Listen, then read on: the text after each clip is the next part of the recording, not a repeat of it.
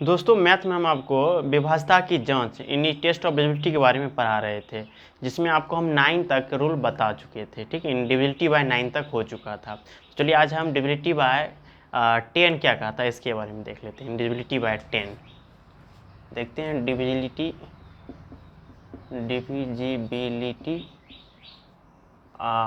Bye 10 बहुत ही simple दोस्तों है, बहुत ही आसान है कि यदि किसी संख्या का अंतिम अंक लास्ट डिजिट यूनिट डिजिट अगर 0 हो जाए तो वह संख्या 10 से डिवाइड हो जाती है। बहुत ही आसान है। 10 का रूल बहुत ही आसान है कि अगर किसी संख्या का अंतिम अंक यानी नंबर कितना भी प्रकार के डिजिट का क्यों ना हो, लेकिन अंतिम जो उसका लास्ट डिजिट अंतिम अंक अगर 0 मिल जाती है आपको तो वह संख्या 10 से डिवाइड हो जाती है। बहुत ही आसान। फॉर एग्जांपल ले लेते हैं, यानी लास्ट डिजिट जो होना चाहिए इसका लास्ट डिजिट क्या होना चाहिए, 0 होना चाहिए। ठीक है, वह संख्या 10 से डिवाइड हो जाएगी। फॉर एग्जांपल दोस्तों जैसे 950 देखें लास्ट डिजिट 0 है तो ये हो जाएगी 10 से डिवाइड। ठीक है, 75640 ये 10 से डिवाइड हो जाएगी। 7543 लास्ट में 0 नहीं है तो नहीं होगा। ठीक है, 6543 हो जाएगा क्योंकि लास्ट डिजिट 0 है। समझेंगे हम कि जिस संख्या का अंतिम लास्ट डिजिट अगर 0 हो जाए तो वह संख्या 10 से डिवाइड हो जाती है। बहुत ही आसान था दोस्तों। आज हम आपको जो पिछले जितने भी रूल पढ़ाए हैं, चाहे वो 2, 3, 4, 5, 6, 7, 8 या 9, सारे का आज मैं आपको थोड़ी संक्षेप में आपको हम रिवाइज करवा देते हैं।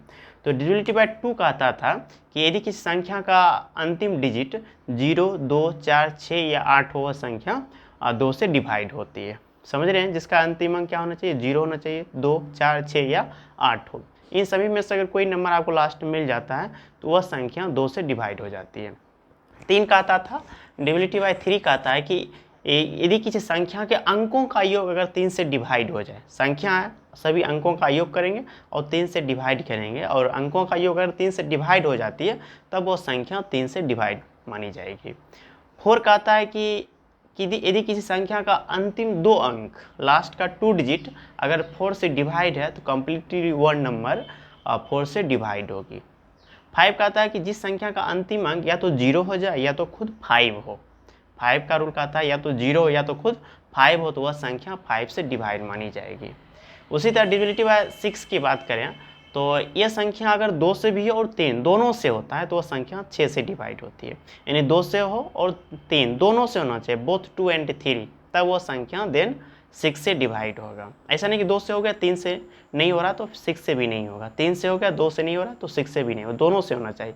यानी जो नंबर आपका 2 और 3 दोनों से होगा वही संख्या 6 से भी डिवाइड होगी। 7 का रूल कहता है कि यदि किसी का अंतिम अंक जो लास्ट डिजिट उसको डबल कर लीजिए और शेष बची संख्या में माइनस कर लीजिए। माइनस करने के बाद या तो 0 आ जाए या 7 से डिवाइड हो जाए। ठीक है, तो वह संख्या 7 से डिवाइड होती है। यानी किसी लास्ट डिजिट को डबल करना यानी 2 से गुना करना और शेष बची संख्या माइनस करना और माइनस करने के बाद या 0 आ जाए या 7 से डिवाइड हो जाए तो वह संख्या 7 से डिवाइड मानी जाएगी। 8 कहता है कि यदि किसी संख्या का अंतिम 3 डिजिट अंतिम का लास्ट का 3 डिजिट 8 से डिवाइड हो तो वह संख्या 8 से डिवाइड मानी जाएगी। 9 का रूल कहता है, जैसे 3 का था कि यदि किसी संख्या के अंकों का योग अगर 9 से डिवाइड है तो वह संख्या 9 से डिवाइड होगी। संख्या उसमें अंक होगा, अंकों का सम करेंगे जोड़ेंगे तब 9 से डिवाइड करेंगे। 9 से डिवाइड करने के बाद अगर वह संख्या डिवाइड हो जाती है कंप्लीटली, रिमाइंडर 0 आ जाता है तो वह संख्या 9 से डिवाइड मानी जाएगी।